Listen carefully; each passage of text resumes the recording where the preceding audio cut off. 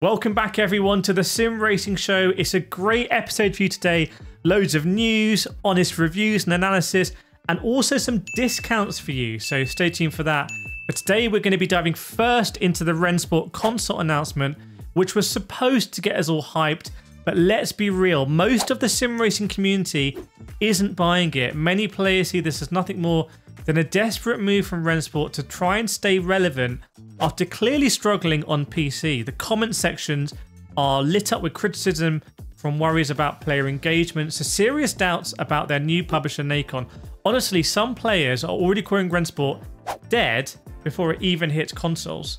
But there's more going on in the sim racing scene. iRacing just dropped their new adaptive AI and it's got people split. Is it the next big step or is it just another flashy gimmick using the buzzword AI? And with F124 entering its final tailor-made season, could this signal the end of EA's grip on the F1 license? On top of that, we've got surprising news with Nacon entering the sim racing hardware market. A couple of years ago, no one would see something like that coming. So there's a lot to unpack. And as always, I'm going to give you the unfiltered truth straight from the community. Let's break it down. First off, I want to put things clearly into perspective. Sim racing is booming right now. iRacing, ACC, and Gran Turismo 7 are consistently engaging large player bases. Maybe Le Mans Ultimate coming to that as well. But RENNSPORT, well, the numbers paint a different picture altogether. Let's dive in. So RENNSPORT is set to hit consoles at some point in 2025. And while some racers might find this exciting, others are skeptical, and with good reason. I've been closely monitoring community discussions, reading your feedback, and the reactions aren't exactly optimistic. People are genuinely concerned. Is RENNSPORT already on the way out or can it recover? Well, first, let's look at the current situation with RENNSPORT on PC.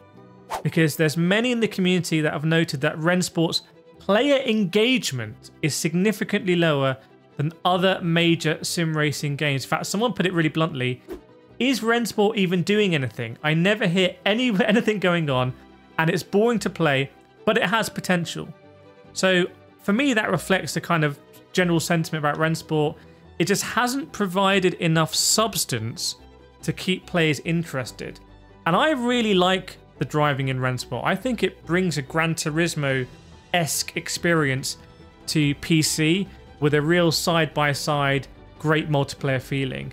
But when you compare it to the heavy hitters like iRacing, ACC, or now even Le Mans Ultimate, RENNSPORT seems to lack that depth and staying power needed to sustain long-term player interest. Sure, the game is evolving, but many people doubt whether RENNSPORT can realistically compete in such a crowded space, maybe when you strip away all of the esports deals that are sometimes funded by, for example, all these esports events in Saudi Arabia.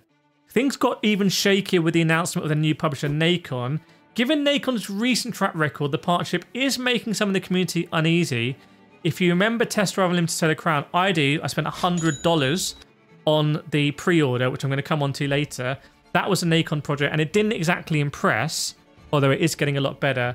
But players are looking at this and saying, is Nacon the right publisher for RENNSPORT? What condition is RENNSPORT going to come to consoles in when you look at Test Drive Unlimited?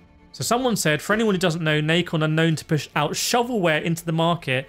Their latest flop, Test Drive Unlimited Solar Crown, is the best example of their ways. Game is doomed. That's not my personal take, but it's definitely a concern that is being echoed across the community. So Nacon's reputation is mixed at the moment, to say the least, with maybe rush development and some questionable monetization tactics in Test Drive Unlimited. On the other hand, people have said Nacon can help RENNSPORT broaden its audience. And the game Test Drive Unlimited did come out on Xbox and PlayStation. It came out with a PS5 Pro update that's really good. And it's come out with some great updates recently on doing courier missions and whatnot. It's just taken time. But another really hot issue is RENNSPORT's monetization strategy, because many players suspect they're being set up for a pay-to-play experience rather than a genuine competitive sim racing environment. And these aren't foundless worries, because players on PC are already really frustrated by the current approach to content access. So one user said, I'd prefer it if they just sold me the game €50 and then updated it with cars and tracks like Gran Turismo or Forza do. RENNSPORT kind of do it another way where it seems cheap at the beginning, but then you're having to pay so much for their NFTs, sorry, not NFTs, evens. So other people are saying RENNSPORT is actually really a pay-to-play structure. And if RENNSPORT can't be seen to deliver value without nickel and diming players, it's just going to alienate potential players. That's pretty obvious. Now, it's not unusual to charge for extra content. iRacing obviously does that, and iRacing is really successful. But here's a crucial difference. iRacing has earned his trust, and it's built a loyal, dedicated player base over the years. You don't get that overnight. So the big question is, will console players embrace RENNSPORT's pay-to-play model? Because if they don't, RENNSPORT is just going to struggle against games like Gran Turismo 7, which offer a way more straightforward experience. So why exactly is RENNSPORT heading to consoles? Is it a strategic expansion, or is it just a desperate bid to remain relevant? Opinions are divided. Some see genuine potential in the move, since console sim racing is undoubtedly a massive market. We've seen that recently with Acertech coming into console. But plenty of others say that RENNSPORT is just doing this to get some further hype and to get some more people into the PC game, and it's going to be a bit of a disaster on console. One person on Reddit said, whatever you think of RENNSPORT, there is absolutely space for a free-to-start cross-platform sim to become the biggest multiplayer sim. But the main bulk of sim races are on PC, and the space is already packed, because RENNSPORT is going to be cross-platform, they say. So you'll be able to have your cross-progression, I believe, as well, and leaderboards across all of the platforms. So the potential is undoubtedly huge. There's also some omissions with their announcement. For example, the lack of any mention regarding VR support. And a lot of people, I think, want all racing games that come to PlayStation have PSVR 2 support. My view is that Gran Turismo have worked absolute magic, and I don't see anyone else doing a better job. So for the people that say RENNSPORT's going to be dead on arrival on PS5, doesn't have PSVR 2, I don't think it's going to have PSVR 2. This is critical because VR is a big draw for sim racers, and Gran Turismo 7 on PS5 has just raised the bar so much with just exceptional PSVR 2 integration. So if RENNSPORT intends to compete effectively, it will need to bring something genuinely innovative to consoles. Otherwise, it risks entering a crowded market with nothing unique to offer. So where does RENNSPORT stand now is clearly at a crossroads. It can either address these critical issues and find its footing, or continue to struggle and risk fading away. They can't just keep coming out with this stay marketing bluster, flying influencers out and getting a lot of positive reception of the game by a small community. It needs to be genuine engagement with the real sim racing community. Next, we're going to speak about iRacing adaptive AI news and discuss what sim racers really think about it. Pretty important if you're a solo sim racer, by the way. But before that, I want to give a huge shout out, and this is massive, to today's new sponsor, Instant Gaming. This is discounts. This is going to save you money. This is going to be great, I really hope, because if you love sim racing as much as I do, you know that it gets expensive, especially if you're trying to build up your collection to have more variety. So you want to have, different disciplines you can drive. And Instant Gaming do unbeatable prices. Set Course Evo right now in Instant Gaming is like £17. It's like half price. Le Mans Ultimate's £20. Original Set Course like £5. And I'm going to be doing giveaways as well. So I want to build out sim racing there. Make sure they've got the best sim racing games on their site. Make sure they've got the best prices and ultimately saving you money. I'm all about the what is the price and how much you get for it. And that's why I really want to be in tune with the pricing. At the end of this video, definitely go and check out the link in the description. See what racing games they have and give me your feedback on what you think on the prices and the selection. Now let's get back to the news, because while RENNSPORT is always facing criticism, iRacing is making headlines with its new adaptive AI feature. This innovative system dynamically adjusts AI opponents to match your skill level, creating races that remain challenging yet fair. But is adaptive AI truly revolutionary or just another hyped up feature? So opinions in the community are mixed, so let's dive in. The adaptive AI arrives alongside a somewhat sparse content update. It's just one new track, which is Portland, and the addition of the ARCA series cars. But still, long-time fans do appreciate the return of familiar features from older racing sims. In fact, one iRacing enthusiast said, nice to see features that were very good in NR 2003 are also coming over to Papyrus' latest game. Always interesting whether that is bundled with a healthy dose of salt and sarcasm, given that iRacing's engine is based on something so old. But others see real practical value in the feature. This is the adaptive AI, saying it could introduce players to new racing styles. This would be useful for those that like dirt races but never tried them. It'd be cool to introduce AI dirt races.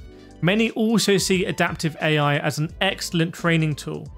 So someone had a really good comment and they said, I would definitely be using this for learning new tracks or layouts. Hot lapping by yourself is great, but being able to practice taking a line side by side is helpful too.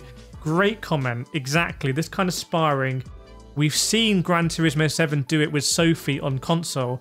And frankly, I don't really do non-Sophie AI races anymore. I'm always doing the Sophie races. But not everyone's completely satisfied. There is a frustration about the clarity of the rollout. People don't seem to have it yet, or they don't know exactly where it's coming out or how to use it. So they want a bit more explanation there. But overall, I say it's another good addition by iRacing. It reminds me of the active reset that I covered a few years ago. That is just a great quality of life feature. And this is why people like iRacing and they feel like they get good value for money for their subscription. So let me know what your take is on iRacing Adaptive AI. Have you experienced it yet? You're still awaiting it to be like fully rolled out? Or have you had some great experiences or some weird experiences? Now let's dive into F1 24 because EA has just announced that this will be their final tailor-made season for the game. That's for F1 24. So why are some fans concerned about the future of Electronic Arts F1 license? So F1 24 has been a major player in racing games. It always is. It gives fans, especially casual fans, but also up to the esports level, the chance to feel the excitement of F1 right from your own home and feel like you're driving the cars. But the recent announcement has sparked plenty of speculation and debate in the community because EA Sports license agreement is set to expire at the end of 2025.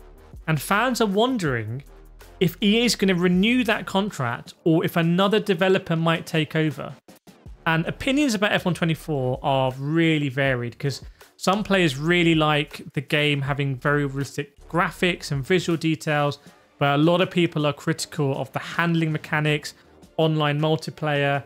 There's always weird quirks like the frame rate affects your speed, and there's this unsolvable clash between satisfying esports players and satisfying just normal people like you and me. But ultimately, it's clear that the future of F1 24 is not going to be driven just by EA or any potential new developer, but the dedicated community that comes behind it. If you go on iRacing, you're going to have a very different community than if you have an EA game. So we'll see what happens there.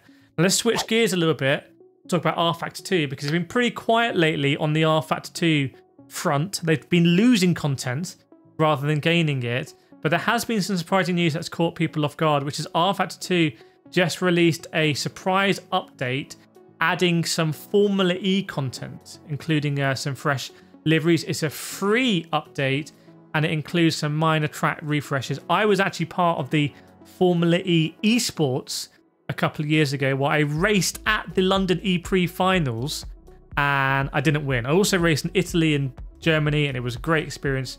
Big thanks to Formula E for that. If I interview a lot of Formula E drivers over on my motorsport channel and sometimes on this channel as well, if you want to see more. But good to see R Factor 2 get some more content, and there could be more because the BTCC content is something they still need to do. They lost IndyCar, they lost NASCAR, but BTCC is something they still need to do. So that might come to R Factor 2. And I actually recently entered an esports competition in R Factor 2 where I beat some F1 esports drivers, which was crazy. And I had a lot of fun in R Factor 2. Now there's a new entrant in the world of hardware, Moza, Simucube, SimLab, someone new, and that's Nacon. Yes, the same company that's publishing RENNSPORT is stepping into the sim racing hardware market with the brand new RevoSim line. Now, given the publishing of Test Drive Unlimited Solar Crown, can Nacon be trusted with actual hardware? I understand they do good controllers, but it's still a bold move, introducing a 9 Nm direct drive steering wheel, low tail pedals, and interchangeable wheels coming in the future. It's going to start shipping in June, so I'm going to try and see if I can get some discount codes for you. Reach out to Nacon. And by the way, if you appreciate what I'm doing here, please just hit me that subscribe. So many of you subscribed in the last sim racing show. It was insane. I appreciate you so much. And more sim racing hardware news for you from SimLab, who've recently introduced a new SQ1 sequential shifter. I know people love shifters. I have my Moza shifter just behind me there. And apparently the SimLab SQ1 is actually a really good shifter with push-pull action and maybe some haptic feedback down the line. And we always love this, a really competitive price point. It's just £167 for UK customers. I think the Moser is £102 if I remember.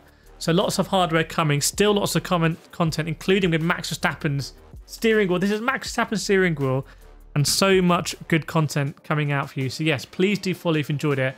And I'm going to put some videos up here that I think you're going to enjoy if you've made it this far. I appreciate you, and I'll see you next time.